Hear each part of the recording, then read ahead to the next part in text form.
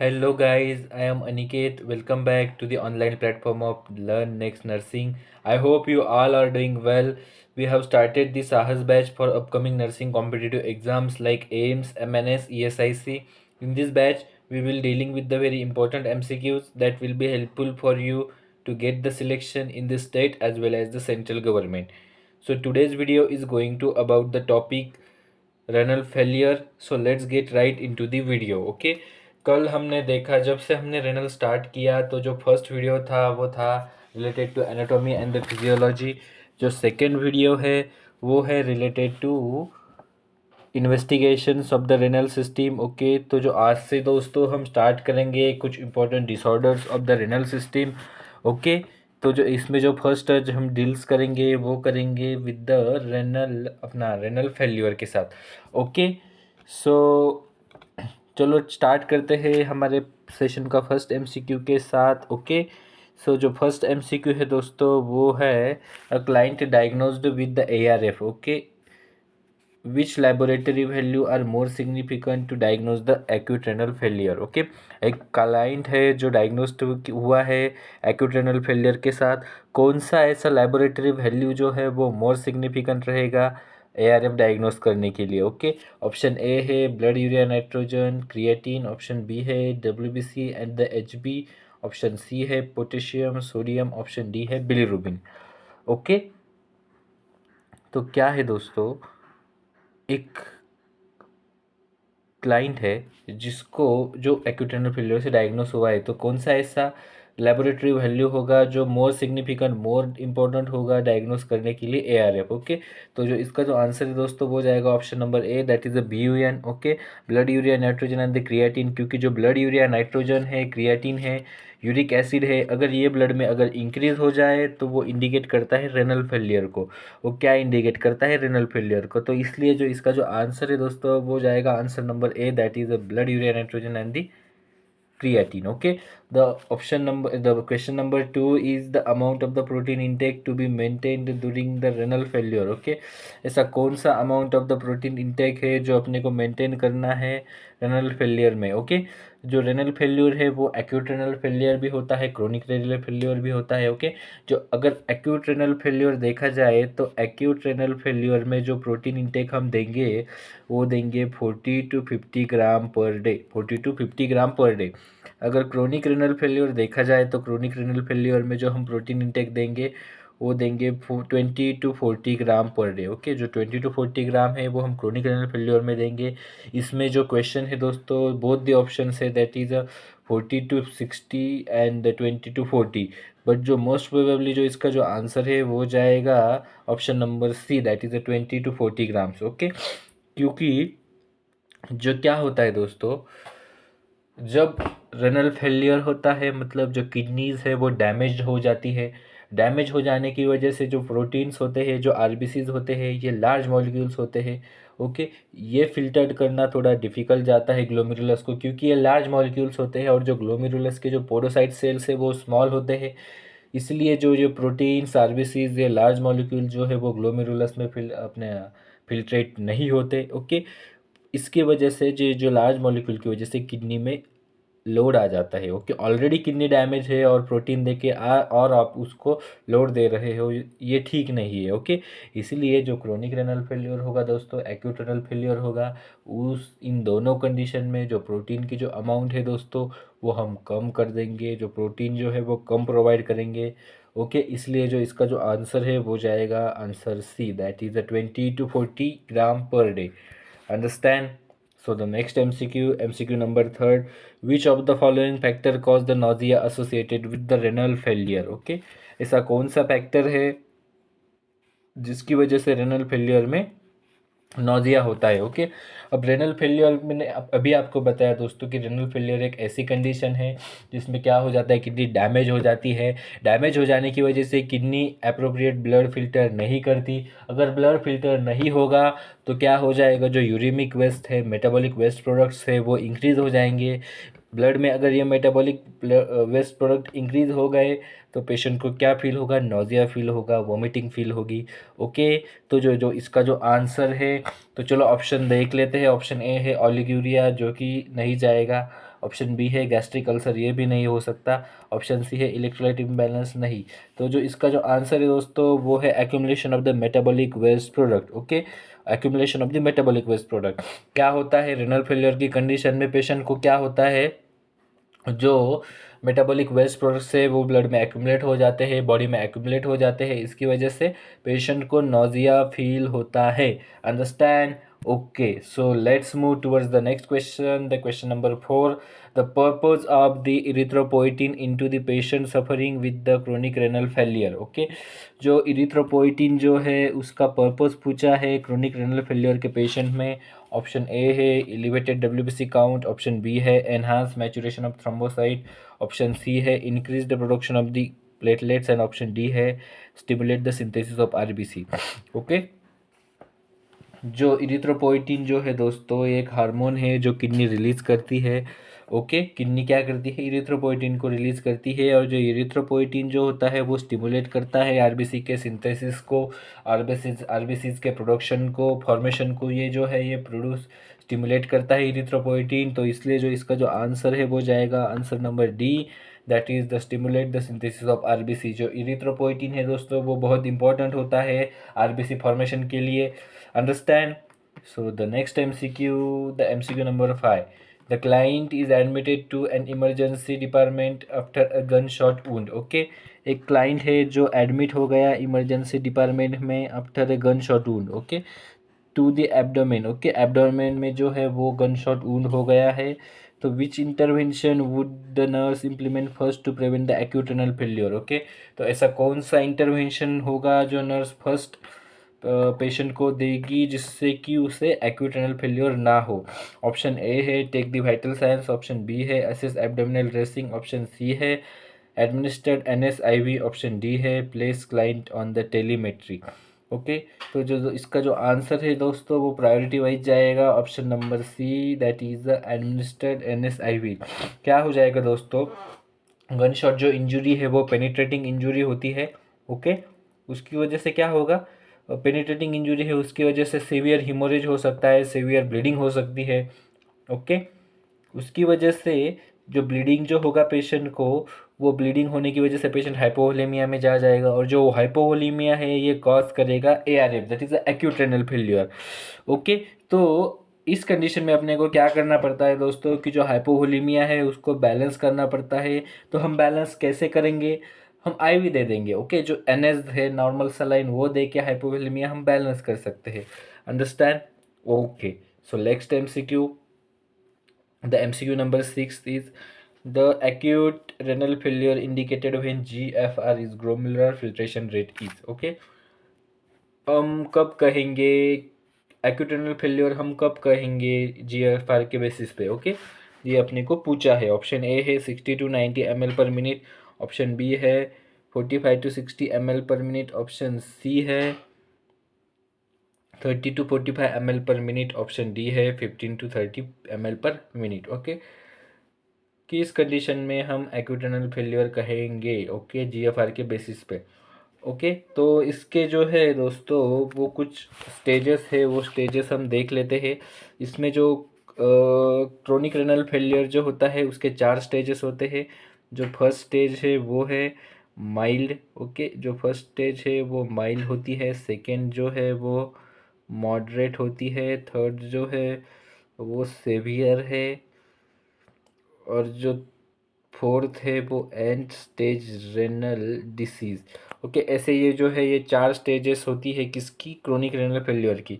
Mild कब कहेंगे, जब जीएफआर जो होगा वो 45 to 60 ml पर मिनट होगा, तब हम उसे माइल्ड सीआरएफ कहते हैं। मॉडरेट सीआरएफ कब कहते हैं, जब जीएफआर जो हो वो 30 to 45 ml पर मिनट होगा, तब हम उसे मॉडरेट कहते हैं। सीवियर कब कहते हैं, जब जो जीएफआर है वो 15 to 29 ml पर मिनट हो, तब हम उसे सीवियर सीआरएफ कहते हैं। और एंड स्टेज रेनल डिसीज कब कहते हैं, जब जीएफआर बिलो 15 ml पर मिनट जाए, तो हम उसे एंड स्टेज रेनल डिसीज कहते हैं। अंडरस्टैंड? ओके, फिर से एक बार बता देता हूँ दोस्तों, जो क्रोनिक रेनल फेलियर है उसके 4 स्टेजेस होते हैं। फर्स्ट होता है माइल्ड, सेकंड होता है मॉडरेट, थर्ड होता है सीवियर एंड फोर्थ होता है and stage renal disease. Okay, mild कब कहते हैं हम, जब जो GFR है वो 45 to 60 के बीच में हो तब हम उसे माइल्ड कहते हैं।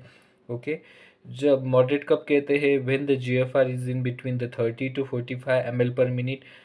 When we call the severe CRF, when there is the GFR range between the 15 to 29 ml per minute। And and stage renal disease कब कहते हैं, जब GFR जो हो वो बिलो 15 ml पर मिनट जाएगा तब हम उसे एंड स्टेज रेनल डिसीज कहेंगे। तो जो इसका जो आंसर है दोस्तों, यहाँ क्या पूछा है अपने को, एक्यूट रेनल फेलियर में पूछा है। ओके, तो जो एक्यूट रेनल फेलियर है वो माइल्ड कंडीशन में रहेगा, इसीलिए जो इसका जो आंसर है दोस्तों वो जाएगा 60 to 90 ml per minute।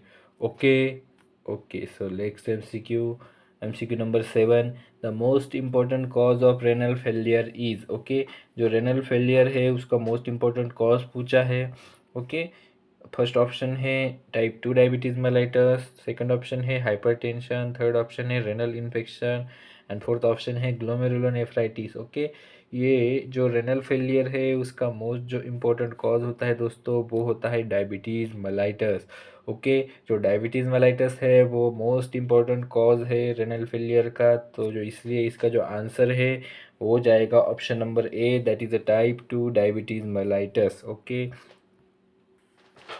so let's move towards the next question, the MCQ number 8, the renal failure early as possible assessed by। okay, जो renal failure है वो early, यह early जो वर्ड है उस पर अपने को फोकस करना है। जो renal failure है as early as possible हम उसे किससे असेस करेंगे,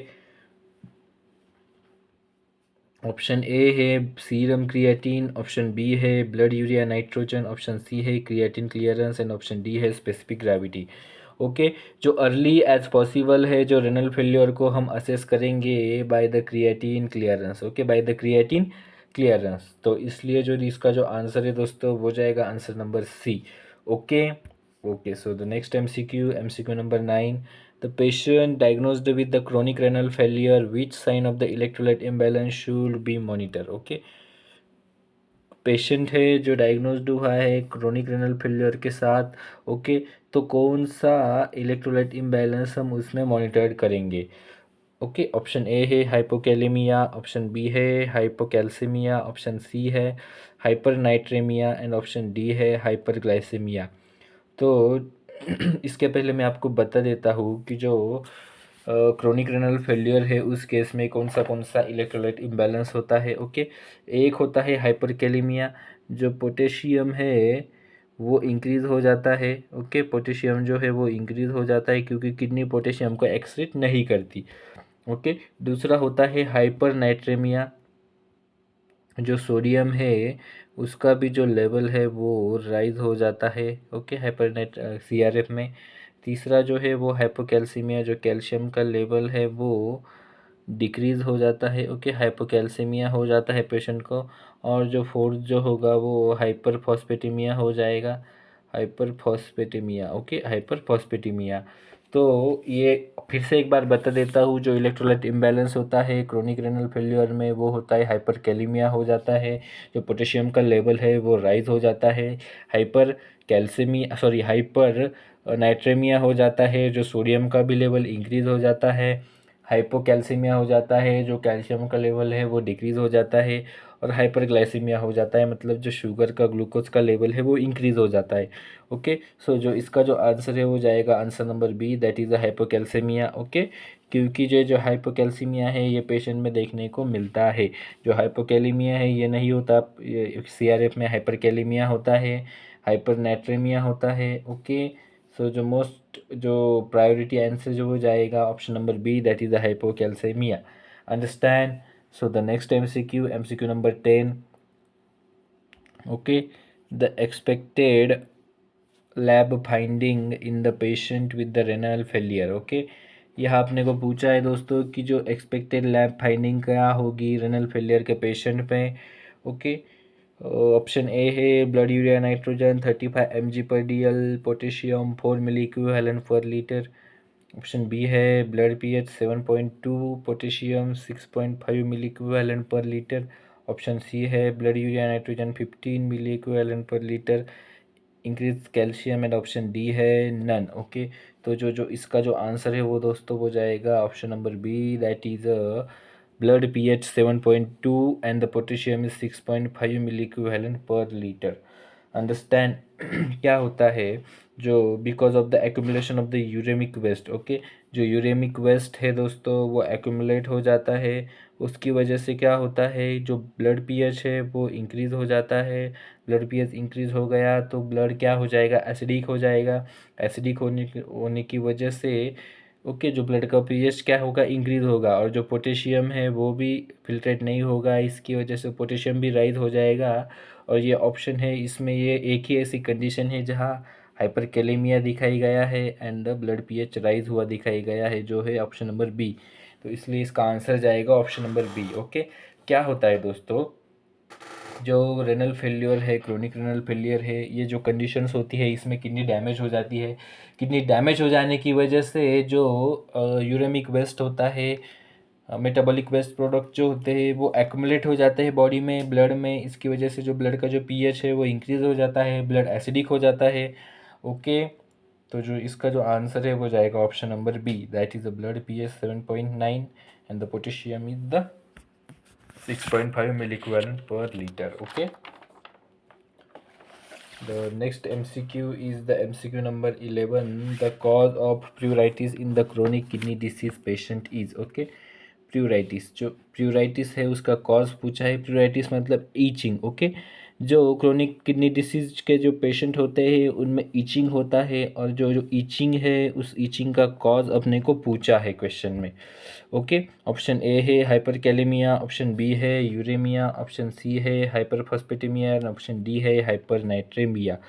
ओके, जो प्यूरिटस का जो कॉज जो होता है क्रोनिक किडनी डिसीजेस में वो होता है यूरेमिया। ओके, यूरेमिया होता है। ओके, यूरेमिया मतलब क्या, जो यूरेमिक वेस्ट जो होता है, मेटाबॉलिक वेस्ट प्रोडक्ट जो होते हैं वो ब्लड में इंक्रीज हो जाते हैं, उसकी वजह से पेशेंट को क्या फील्स होता है, क्या देखने को मिलता है, प्यूरिटस दैट इज ईचिंग देखने को मिलता है। इसीलिए जो इसका जो आंसर है दोस्तों वो जाएगा option number B. Okay, so the next MCQ, the question number 12, patient with chronic renal failure need to avoid। Okay, जो पेशेंट है क्रोनिक रेनल फेलियर का उसमें क्या अवॉइड करना चाहिए। ओके, ये अपने को पूछा है। ओके, ऑप्शन ए है बनाना, ऑप्शन बी है योगर्ट, ऑप्शन सी है dark leafy vegetables, option D है ऑल ऑफ दिस। ओके, तो क्या होता है जो क्रोनिक रेनल फेलियर के जो पेशेंट्स होते हैं उनमें जो हम हाई पोटेशियम रिच जो फूड है वो अवॉइड करते हैं। ओके, जो बनाना है वो एक गुड सोर्स ऑफ पोटेशियम होता है, इसलिए जो बनाना है हम नहीं देंगे। ओके, क्योंकि इसमें पोटेशियम होता है। जो योगर्ट होता है मतलब दही जो होता है उसमें भी पोटेशियम का प्रमाण ठीक ठाक रहता है। ओके, इसलिए योगर्ट भी नहीं देंगे। ग्रीन लीफी वेजिटेबल्स में भी जो पोटेशियम होता है वो हाई रहता है, इसलिए हम ये कुछ भी देंगे नहीं। ऐसे कोई भी फूड नहीं देंगे जिसमें पोटेशियम हो, क्योंकि ऑलरेडी पेशेंट को हाइपरकैलेमिया है, और फिर डाइटरी इंटेक से आप अगर पोटेशियम दोगे तो पेशेंट को मैसिव हाइपरकैलेमिया हो जाएगा, जो कार्डियक डिसरिदमिया कॉज कर सकता है। इसलिए क्रोनिक रेनल फेलियर के पेशेंट में हम बनाना, योगर्ट, डार्क लीफी वेजिटेबल्स ऐसी कोई भी चीज़ें नहीं देंगे जिसमें पोटेशियम की वैल्यू एक्सेस हो। Okay, okay, so the next MCQ, identify the image. एक इमेज बेस्ड क्वेश्चन है जिसमें इमेज दी है। ओके, ऑप्शन ए है क्रिस्टलाइजेशन, ऑप्शन बी है हर्मन साइन, ऑप्शन सी है nephrotic syndrome and option D है यूरेमिक फोर्स। ओके, ये जो कंडीशन है दोस्तों ये acute renal failure, chronic renal failure और जो रेनल डिसीजेस होते हैं क्रोनिक रेनल डिसीजेस उसमें ये दिखाई देती है। क्या होता है क्रोनिक रेनल फेल्यूर में, जो ब्लड है वो फिल्टर, किडनी डैमेज हो जाती है, उसकी वजह से जो ब्लड है वो फिल्टर नहीं होता। अगर ब्लड फिल्टर नहीं होगा तो जो यूरेमिक वेस्ट है, मेटाबॉलिक वेस्ट प्रोडक्ट है वो इंक्रीज़ हो जाएंगे। और ये जो मेटाबॉलिक वेस्ट प्रोडक्ट है जैसे हमारे बॉडी से जो स्वेट है वो बाहर आता है, वैसे क्रिस्टल के फॉर्म में ये बॉडी से बाहर आ जाते हैं। ओके, फेस पे दिखाई देते हैं, जो जॉइंट्स है उस पे दिखाई देते हैं, नेक पे दिखाई देता है ये फ्रॉस्टेड अपीयरेंस। ओके, क्या हो जाता है, जो जो क्रिस्टल्स है ये क्रिस्टल लाइक अपीयरेंस दिखाई देता है बॉडी पे। ओके, जो इसे हम फ्रॉस्टेड अपीयरेंस भी कहते हैं, जिसे हम कहते हैं यूरेमिक फ्रॉस्ट। ओके, इस जो इसलिए ये जो इमेज है वो है the image of the uraemic frost, जो कि chronic kidney diseases, chronic renal failure में दिखाई देता है। Understand? Okay, so the next MCQ number 14।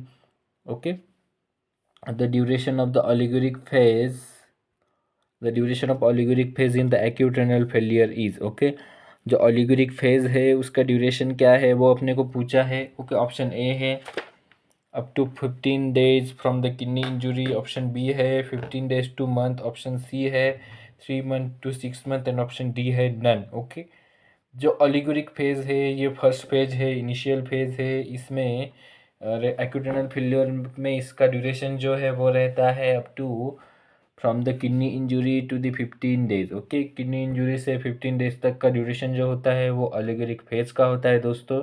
Okay, ये जो ओलिगोरिक फेज है इसमें एट इनिशियल लेवल जो होता है स्टार्टिंग में, जो पेरी ऑर्बिटल इडीमा दिखाई देता है, पेरी ऑर्बिटल। ओके, जो पेरी ऑर्बिटल इडीमिया है वो दिखाई देता है, और लेटर ये कन्वर्ट होता है into the anasarca, that is the generalised body oedema. Okay, generalised body oedema जो इनिशियली है ओलिगोरिक फेज में पेरी ऑर्बिटल इडिमा दिखाई देता है, मतलब जो हमारे आई के जो ऑर्बिट्स है वहाँ इडिमा दिखाई देगा। उसके बाद ये लेटर कन्वर्ट होगा into the anasarca, that is a generalised body oedema. Okay, okay, so the next MCQ number 15, normal value of serum urea is। okay, जो सीरम यूरिया है उसका नॉर्मल वैल्यू कितना है? ऑप्शन ए है 15 to 40 mg/dl, option B है 14 to 45 mg/dl, option C है 35 to 40 mg/dl, option D है 40 to 60 mg/dl। Okay, जो सीरम यूरिया है उसका नॉर्मल वैल्यू होता है दोस्तों 15 to 40 mg/dl। ओके, इसलिए इसका जो आंसर है वो जाएगा option number A. Okay, okay, so the next MCQ number 16, in the patient with the renal failure diet should be. Okay, जो रेनल फेलियर का पेशेंट है उसमें डाइट क्या रहेगा ये अपने को पूछा है। ऑप्शन ए है low protein carbohydrates, sorry low protein low sodium low potassium diet, low calcium low vitamin diet, low carbohydrates low fat diet, and high protein diet. Okay, तो जो इसका जो आंसर है दोस्तों वो जाएगा answer number A, that is a low protein low sodium and the low carbohydrate diet. Okay, low protein क्यों देंगे? क्योंकि जो ये प्रोटीन मॉलिक्यूल्स होते हैं वो लार्ज इन साइज होते हैं, जो कि ग्लोमेरुलस में फिल्टर नहीं होते, उसकी वजह से जो किडनी में जो है वो लोड बढ़ सकता है। रेनल फेलियर की कंडीशन में ऑलरेडी ही जो किडनी है वो डैमेज है, और आप अगर प्रोटीन दोगे तो फर्दर किडनी डैमेज हो सकता है, इसलिए जो प्रोटीन का जो अमाउंट है वो डिक्रीज़ करेंगे, लो प्रोटीन देंगे। सोडियम लो देंगे क्योंकि ऑलरेडी पेशेंट को हाइपरनेट्रेमिया है, सोडियम बढ़ा हुआ है। ओके, एक्सक्रीट नहीं हो रहा तो और सोडियम देने का कुछ फ़ायदा नहीं बनता, इसलिए सोडियम कम कर देंगे, पोटेशियम कम कर देंगे क्योंकि ऑलरेडी पेशेंट को हाइपरकैलेमिया है। और हम अगर पोटेशियम दे दें तो पेशेंट को कार्डियक डिसरिथमिया हो सकता है, इसलिए पोटेशियम भी कम देंगे। इसलिए दोस्तों इसका जो आंसर है वो जाएगा answer number A, that is a low protein low sodium and the low potassium diet. Okay, so we have completed with our amazing session of the renal failure। okay, जिससे कि क्वेश्चन आता ही है तो आपको अच्छे से ये लर्न करना है दोस्तों। ओके, तो आज हमने डिसऑर्डर स्टार्ट किए हैं, कल हम देखेंगे डायलिसिस के बारे में, जिसमें पेरिटोनियल डायलिसिस हो गया, हीमोडायलिसिस हो गया, इसके बारे में कुछ टॉपिक्स हम देखेंगे दोस्तों। ओके, तो चलो मिलते हैं कल। ओके, एक अमेजिंग सेशन के साथ। Okay, thank you.